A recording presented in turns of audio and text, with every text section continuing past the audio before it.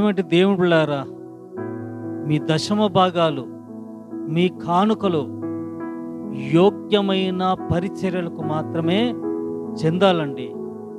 యోగ్యులైన సేవకులకు మాత్రమే చెందాలి. ఎవరు ఆ యోగ్యులు? ఎవరు ఏంటది యోగ్యమైన పరిచర్య?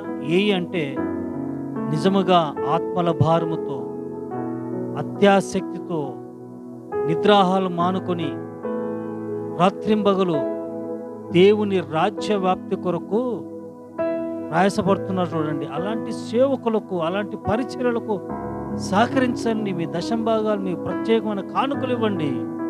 అప్పుడు నువ్వు దీవింపబడతావు. అనేకులు, చాలామంది సేవకులు కానివారు చాలామంది ఉన్నారండి. కాబట్టి వివేచించండి జాగ్రత్తగా. యోగ్యమైన యోగ్యులకు మాత్రమే మీ కానుకలు